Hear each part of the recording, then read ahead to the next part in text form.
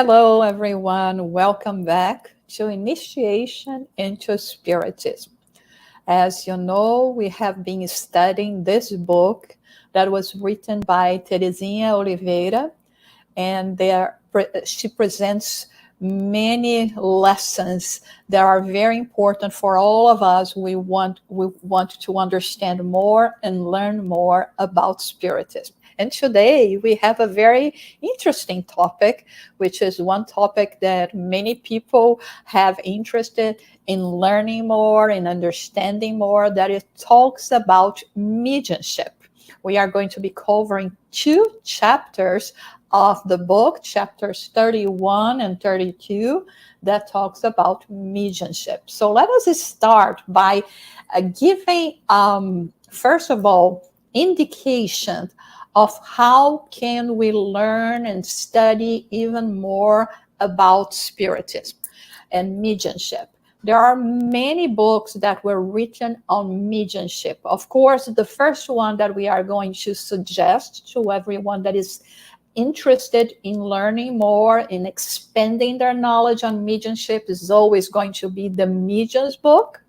Then, of course, we will find many references in the Spirit's book, and also the book In the Domain of Mediumship by Francisco Cândido Xavier, by the Spirit André Luiz, Into the Unseen by Leon Denis, Disobsession as well by André Luiz, Mediumship by Richard Simonetti. We have a mediumship course, another book from Terezinha that is talking to spirits in mediumistic meetings, Obsession, Discarnate Spiritist Therapy for Discarnate Spirit, and Guidelines for Safety. So if you have the chance, check them all. We will find many important, relevant information for all of us who want to further our studies on mediumship. So as we can see, the education or unfoldment of mediumship is the work of a lifetime. I would go, further and say that this takes many incarnations for us to refine, so to say, our ability, our possibilities of this communication that we will have between the two worlds, incarnates and disincarnates alike. So let's see some basic concepts. What is mediumship? So mediumship is the exercise of the mediumistic faculty. Medianimic, which is another word that we use, comes from the Latin word medium, which is the intermediary, and another word that is anima, that means the soul. So it is the intermediary of the soul, this is special faculty that we can have between these two worlds, like we said before. And medium, of course, is going to be the one that is the interpreter of spirits.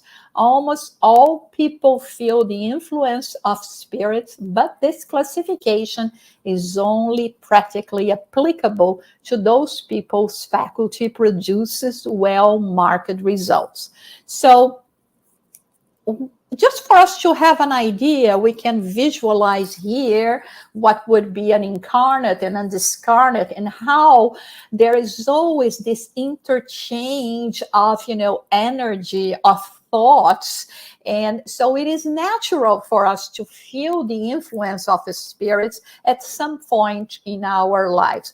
Of course, many people will not be aware, will not see exactly the difference that is, among them, their own thoughts and the thought that may be suggested. So that's why it's always important for us to think about, to ponder a little bit about our thoughts and the reason for us to have them, because sometimes they may not be our own, they may have been suggested to us.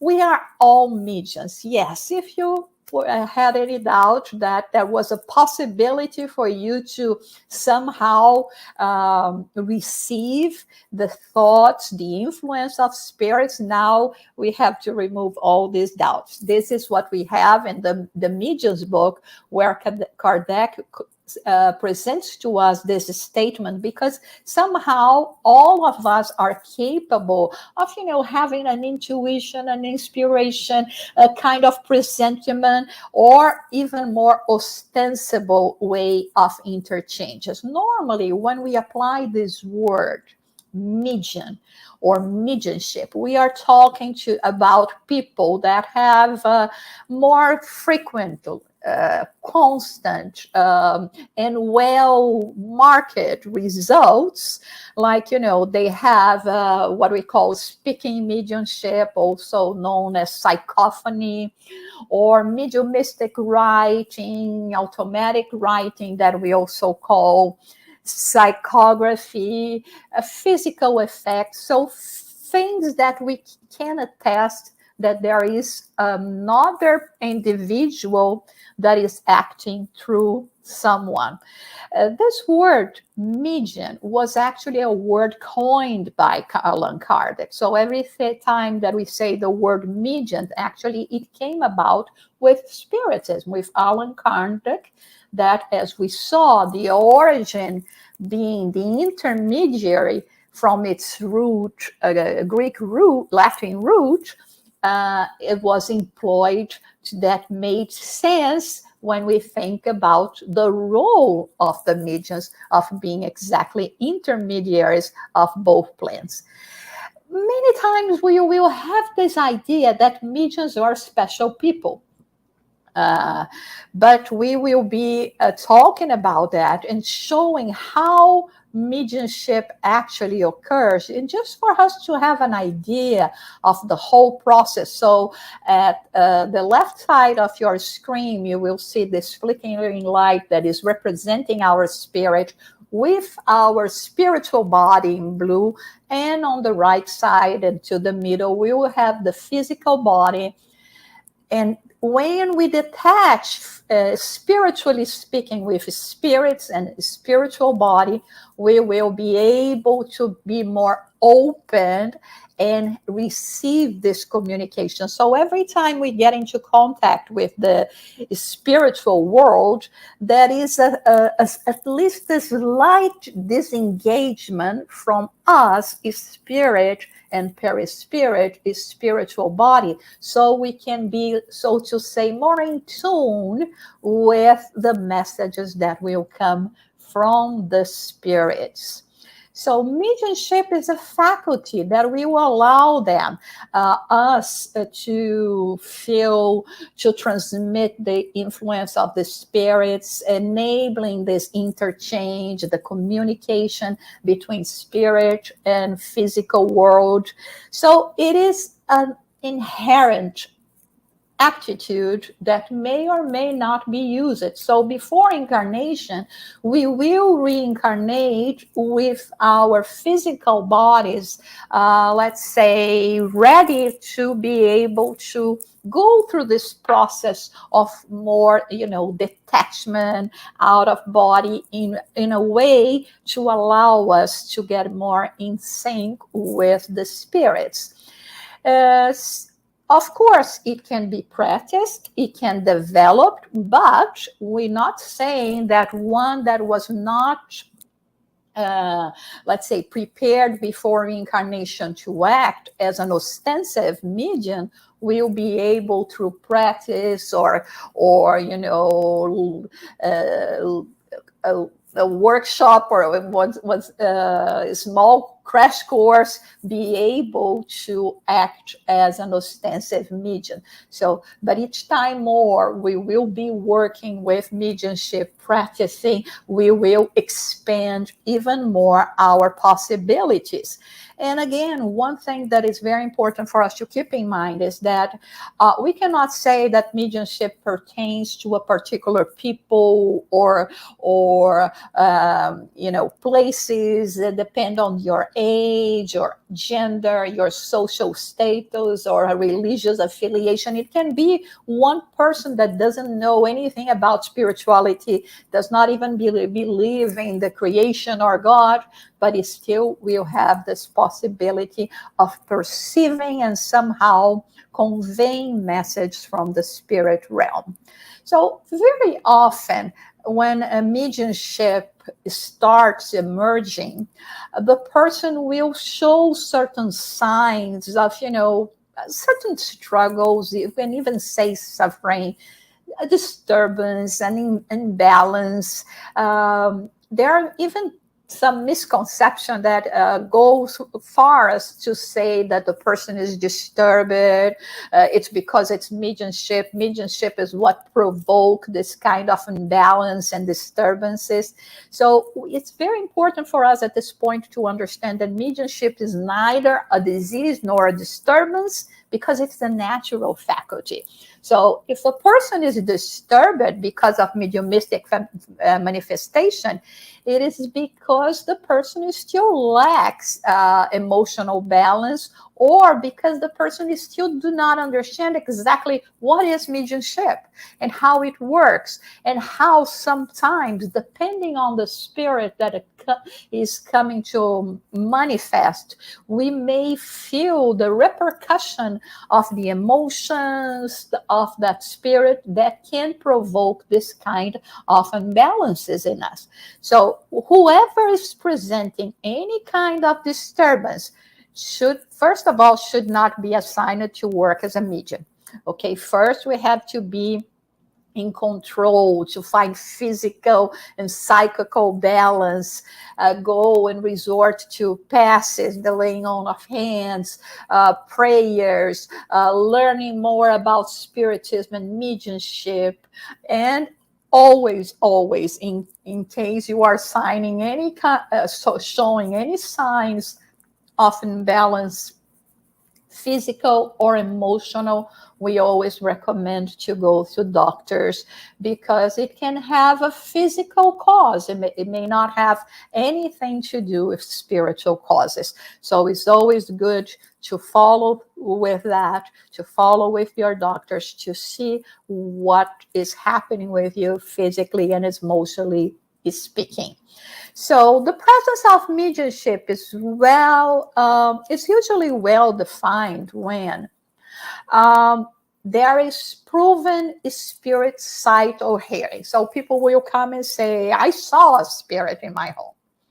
Or there is what we call a psychophonic trance, a trance mediumship, the speaking mediumship, or even the receiving of, writing messages, psychography, as we call. Or we will be seeing physical effects like sounds, lights, displacement of objects that may be present in the home, around that particular individual. So the most important thing for us is always to observe and to see repetition, because sometimes, we may misplace our keys and say, oh no, it's the spirits that have moved away my keys. But no, it's just you that misplaced it, and has nothing to do with a spiritual interference. So that is always important for us to use reason when analyzing all of this phenomena. So signs and symptoms of mediumship, they are not originating from organic causes. Remember, as we just said, we have to discard first or any kind of organic causes, and going to the doctor and see if there is something going on with us. But if this is not the case, in terms of us start sensing the invisible presences, sometimes we will present signs of excessively deep sleep, even a fainting, unexplained sensations, ideas, these mood swings, crying crises, even sometimes bloating, feeling of swelling, dilation of the hands, feet, all over the body, because this sometimes is what happens when we have this disengagement from our spiritual body, our perispirit. numbness and tingling in the arms and legs, chills, shivers, heat and palpitations. And I know that sometimes, some of you that are watching now will say, oh my God, I feel all that. Yes, we feel all that. This is part of our organic body. But what the point here is there a reason for you to feel that or no? Is it happening often, and have you discarded any organic causes? If this is the case, then we have to pursue other avenues. When we talk about mediumship as well, we cannot say that there is one kind of mediumship that is more important than other, or mediums that are stronger than other, because this is, first of all, is not a competition, right? We are all here with a purpose of using this tool, precious tool, this instrument for us to be able to learn from the spirit world, ways of improving ourselves, and of course help others to receive the same information so that they can improve themselves as well. So the Apostle Paul of Tarsus said that mediumistic gifts comes from the original source and always from the same Lord.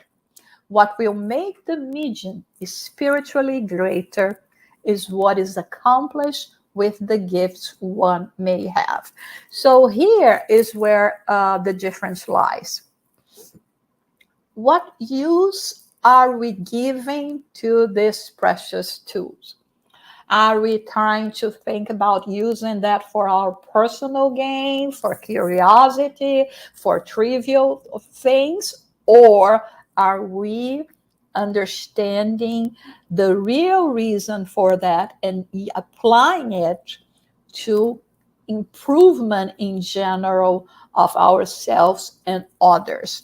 So there are those in terms of mediumship that dedicate themselves more than others. They are more engaged in producing these good results, who are capable of, altruism, of making efforts for self-improvement. So this is what is going to make all the difference when we are talking about difference in the practice of mediumship. And so again, it's not a matter what you will say, oh, this produces more results because the result, if it's related to trivial things, is not a good result. So how can we unfold mediumship, develop mediumship? From the spirit standpoint, to develop mediumship is not just to sit at a mediumistic table and start giving spirit communication. This is very common at the beginning of when the phenomena start happening here in the US with the Sister Fox and other mediums that followed, and then traveled to Europe and other countries. So that was what they were doing. They were there sitting in seances and holding hands and waiting for spiritual communication. But development of mediumship is related to refine, discipline our spiritual sensitivity in order to reach the best conditions possible so that the spirits can communicate, and then we will learn to conduct this mediumship properly, the best techniques, and actually using it for the loftiest purposes. So again, it's not with a name for us to satisfy curiosity and just receiving information that will not be useful to us and to others in the sense of self-improvement. So such mediumistic development encompasses three main steps. So the first one is related to scientific and philosophical approach. So the medium needs to know Spiritism to understand the universe and other beings, as well as oneself, as evolutionary beings governed by the law of cause and effect.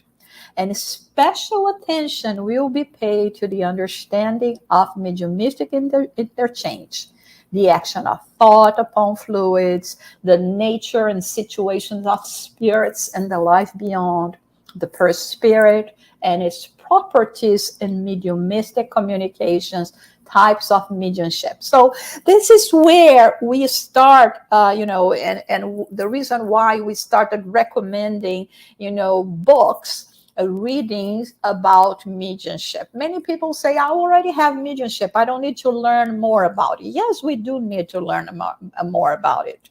We can all be capable of doing things, so many different things in life, but everything that we engage ourselves more, everything that we will try to enlighten ourselves more, we will be able to do it in a better way. There is always a better way of doing that. And when we are talking about this scientific aspect in terms of mediumship, is understanding exactly, the fluids, what like we showed to you, how can I disengage from my spirit, my physical body, and be capable of still retaining memory and control over my physical body, and still convey messages from other spirits. So there is much for us to learn in terms of the science behind mediumship, and of course its philosophical aspects, because then we are talking about, understanding the universe, understanding ourselves, the whole creation, and the whole purpose of mediumship.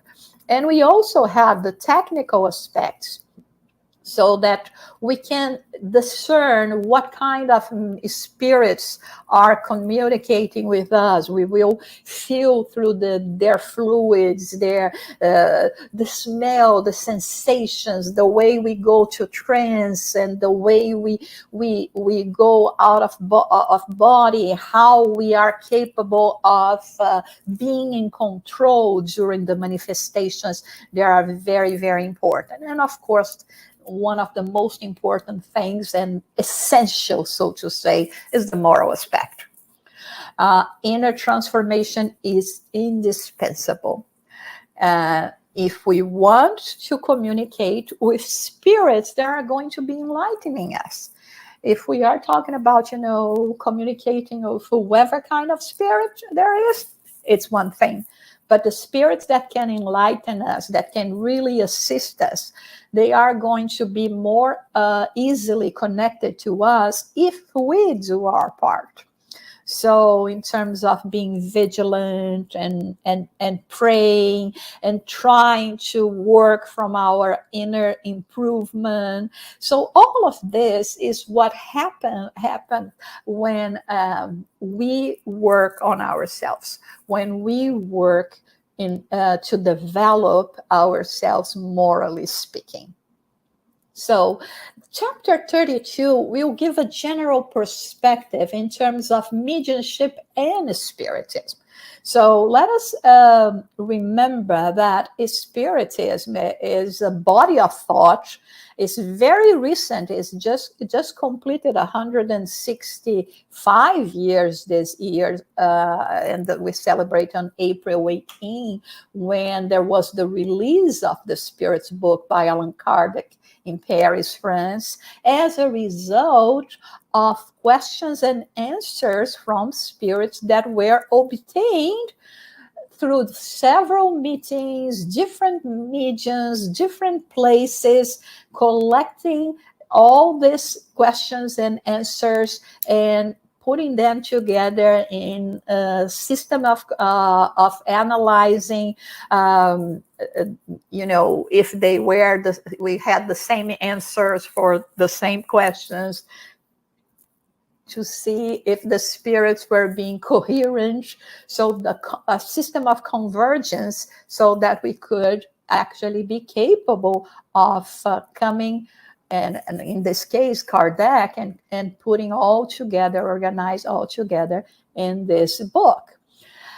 Of course, we are not claiming as spiritists that mediumship is a new phenomenon. The word medium maybe mediumistic, mediumimic, mediumship, but the phenomena is very ancient. It is there in all times, nations, places. History shows that this is an inherent human faculty that we will see among us.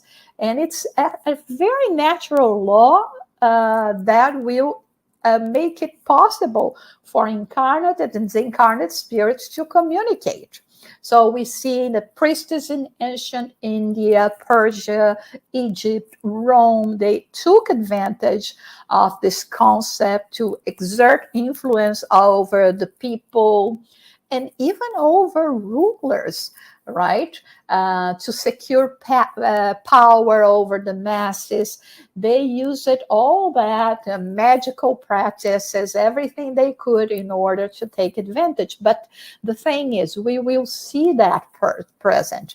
One of the things that people bring to when we start a conversation about mediumship is about Moses' prohibition against evoking the dead. So we have in Deuteronomy 18, 10 and 11, let no one be found among you who sacrifices his son or daughter in the fire, who practices divination or sorcery, interprets omens, engages in witchcraft or casts spells, or who is a medium or a spiritist, or who consults the dead.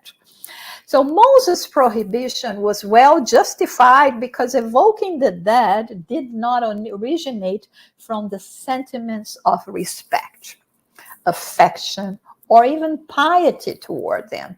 They were a means of fortune telling, much like the omens and auguries is exploited by charlatanism and superstition. This is how Kardec presents to us this passage in reference to this Moses prohibition. There was a complete abuse of this interchange between the two planes. So Spiritism also condemns everything that motivated Moses to interdict mediumship.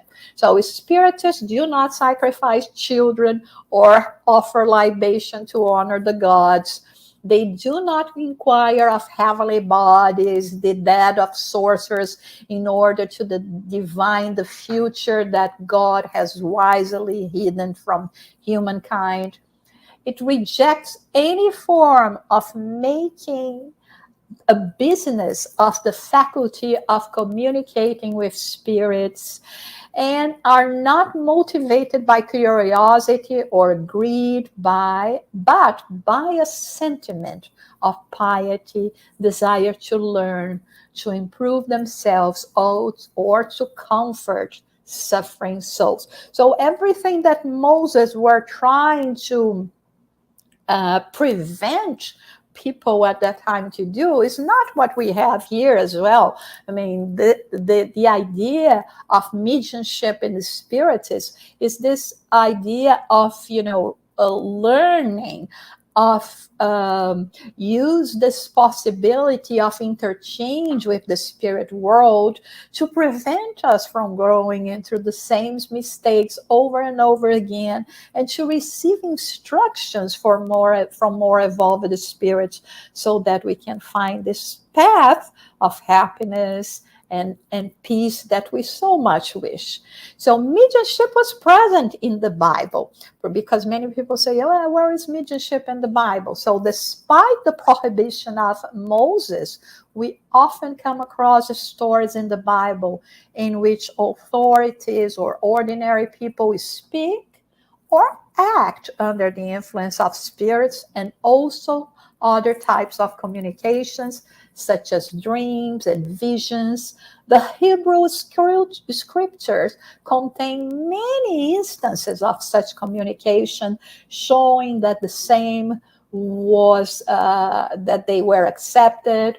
From Jacob wrestling with an angel to the materialized hand that wrote on the wall in the palace at Babylon, to the phenomenon of speaking in tongues, the Bible contains many examples of that phenomena that began to reoccur with the birth of modern spiritualism in 1848.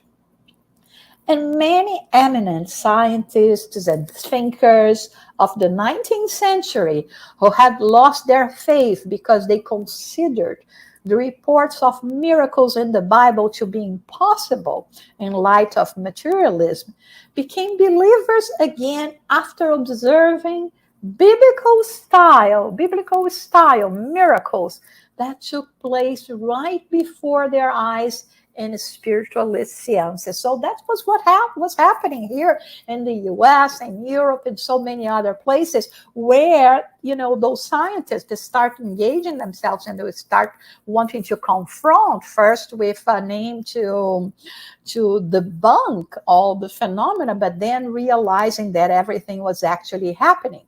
And does Jesus talk about it? Yes, he makes many references to mediumship, as we can see in his dialogues about spirits, giving instruction to the disciples to use their psychic faculties.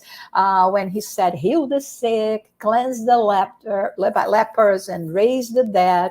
So it is important to note that throughout the New Testament, there is not a single passage forbidding the communication with the beyond. And of course, there is always this recommendation that whatever we have received for free, we should give for free. So when we are talking about this interchange between these two worlds, we are just the intermediary. So the phenomena, the words, the messages do not belong to us. They belong to the world, and we are capable of transmitting them. So what is the use of mediumship in Spiritism? So let's talk about this a little bit. So Spiritism emerges employing mediumship as a valuable tool for the spiritualization of humanity. It also does not agree that anyone misuses it. It clarifies that it has a higher purpose and teaches techniques for safety and spiritual gain in mediumistic practice, especially in Allan Kardec's The Medium's book. Remember, this is a study, a very important study, and that's the reason why we are doing this more as a study than actually a talk. It's not a talk. We are here studying together. And it's very important for us, to see the words, to see the references, like we have this reference here from Kardec. This is the way he presents mediumship to us. And there is another author, Martin Spiralva, in a book called Mediumship and Evolution. There he says that without us disciplining and moral force of spiritism, mediumistic phenomena would no doubt remain just a whirlwind of overwhelming energies without any aim or a goal and no educational purpose. And this is what we learn. To be able to have this faculty, to be able to hear the spirit, to be able to communicate, it's very easy, but we have to use it rightly.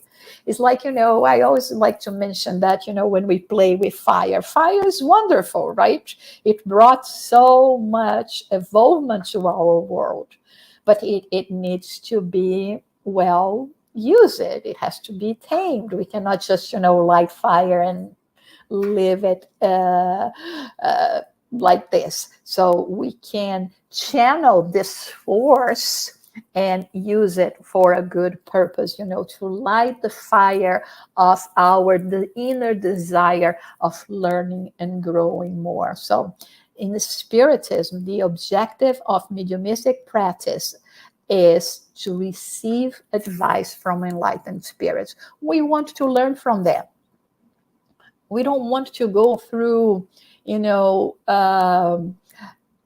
all the struggles that we have been going in so many incarnations. And now if we can have this kind of communication and learn more and avoid, same paths that caused us so much trouble, this is going to be very useful to us to teach higher moral awareness, to those that are imprisoned in vice, in passion, to increase knowledge and clarity regarding our essential nature, spiritual origin, and ultimate destination. We know that we are immortal spirits, that we will have as many lives as necessary for us to grow. So we will start having this kind of understanding, and it's transformed in a catalyst for human progress due to the benefit it brings.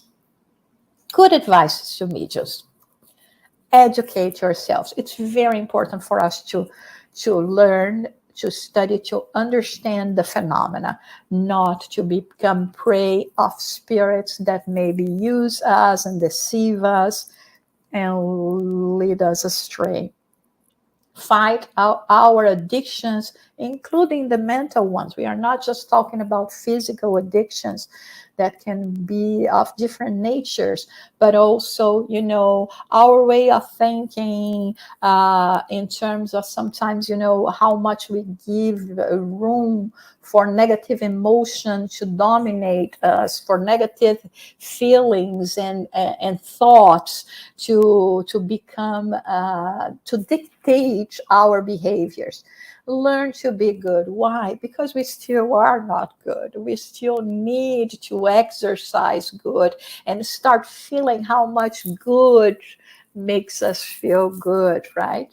And reading uplifting books every day also helps us, because then we will be surrounding ourselves with good energy, and not only learning, but also, from the thoughts that we are going to be having due to this reading of uplifting books will also change the psychosphere, the atmosphere around us, and of course always seeks God through prayer. And when we say prayer, we are not saying things that words that we say by heart, but words that we pronounce with our hearts, with our sentiments, with the desire of having this connection with God.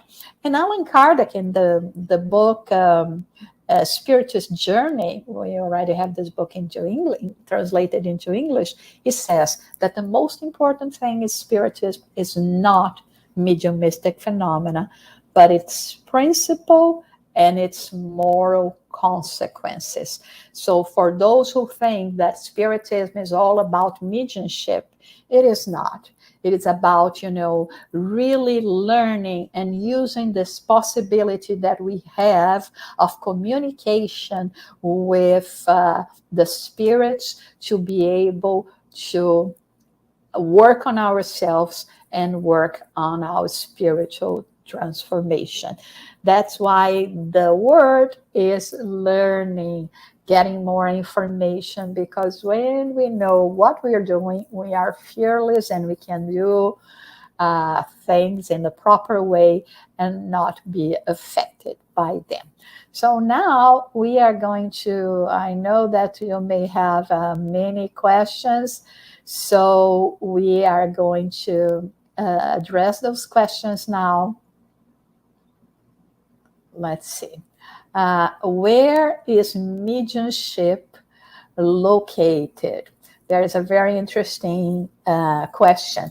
So mediumship is based in the physical body, which will ease a partial emancipation of the perispirit, so that the spirit of the medium may recover perceptions and spiritual faculties that are usually blunted by the material body. So it is in our physical body. So when we are reincarnating, upon taking the responsibility, so to say, of working or becoming a medium for a purpose of becoming this intermediary, there will be organic predisposition for us to be able to disengage in this out-of-body experience and then be able to go through the phenomena. Let's see if there is another question.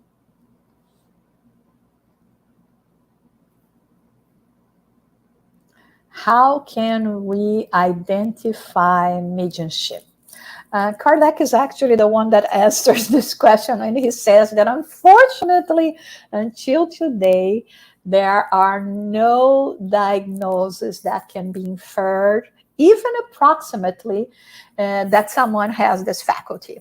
The physical signs that some people may show, they may at first seen as evidence, but they are not infallible. So this is really hard because there are many, like we said, there may be organic causes that may be as a result of a physical illness, and in this sense we are more capable of, this disengagement for the spiritual from the physical body, and become more aware of spiritual perceptions. There are several reasons, but it doesn't mean that we can say for sure, because if people come to you and say, oh, I see spirits, I hear this and that, it doesn't necessarily mean that the person is a medium in that sense of the word that we explained at the beginning, that is going to be present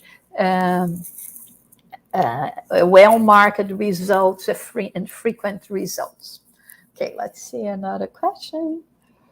Why are some people more in tune to the spirit world than others? So that's an interesting question. Like we said, mediumship is a question of choice, right? So we are there in the spirit realm, and all of a sudden we look at, how much we still have together to learn, to go in terms of our evolutionary process, and we want to speed up this process.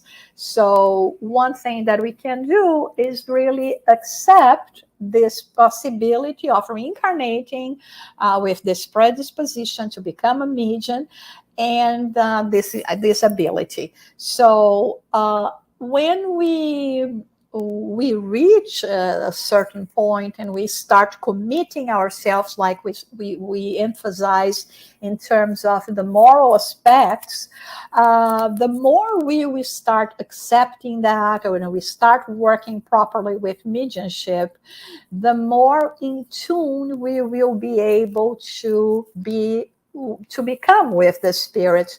And then if in a future incarnation we come and do the same thing, and we come with the same predisposition, each time more is going to facilitate this process that is, something that we have been conquering throughout several incarnations, and not just one. So as we can see, it's very complex. One case is not the same as the other. So there are many possibilities, but one of them would be this one.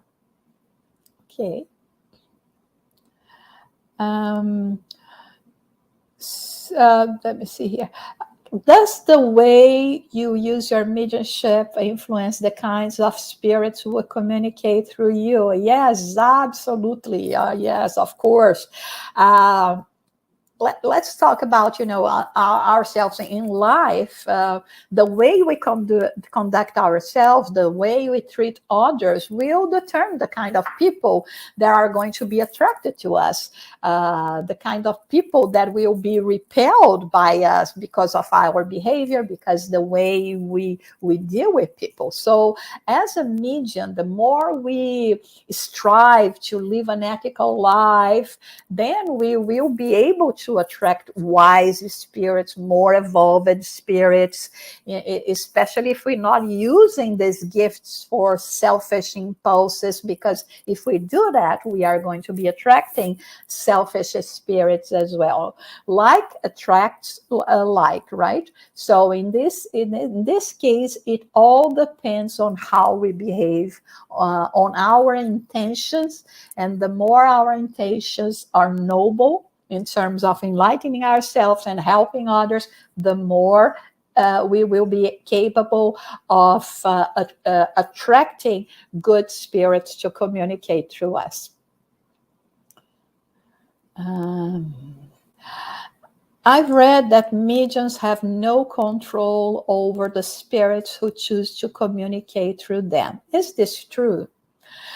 No, it is not. Many times, for those who do not study the whole phenomenon, like we said, in terms of the scientific, technical part of mediumship, everything that is behind the phenomena, they think that as soon as the spirit, so to say, takes over, I have no more responsibility. No, this is not the case. We are always in control.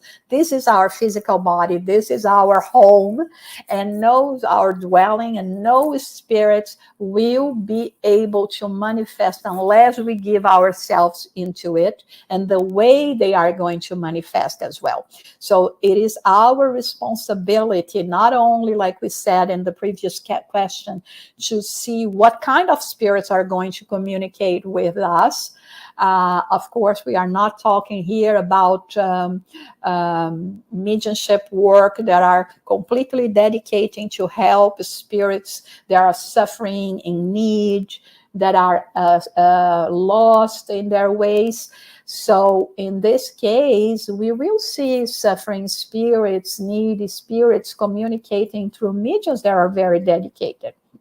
But this is is their choice, is their offering, their possibilities for this work of charity to be conducted. So in this case, as well, and when spirits of good nature spirits are communicating, the mediums always have to be in control and be capable of stopping the phenomena at any point if they don't see it as being a good thing. So let's always pay attention to that, and not just say, oh no, there's a spirit next to me who wants to communicate. If you are not in the proper place, you should not do that. Okay, you're not going to perform surgery in the middle of the street if you don't have the necessary equipment to do so.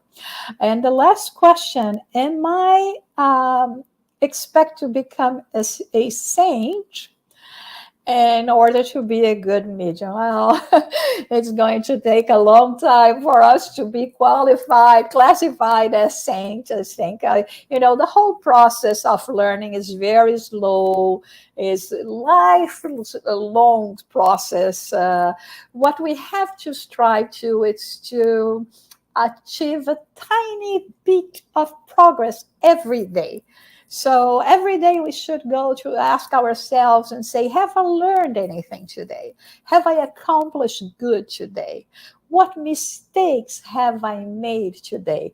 So let us be honest with ourselves in answering those questions, pay more attention on our behaviors the following days, and little by little, we are going to be achieving much more improvement.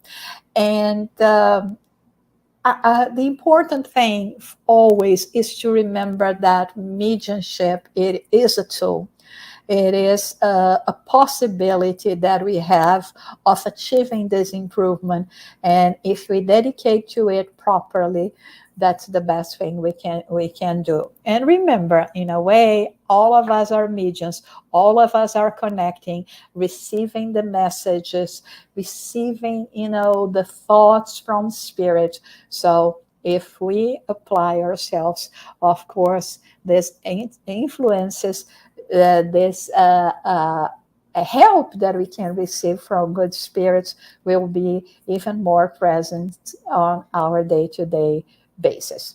So I'm sure there will be more questions, but be aware, because next year we are going to continue this course, Initiation into Spiritism, and we are going to be promoting, hopefully, one course only in relation to mediumship, also from Terezinha Oliveira, and we are in the process of preparing all that for you.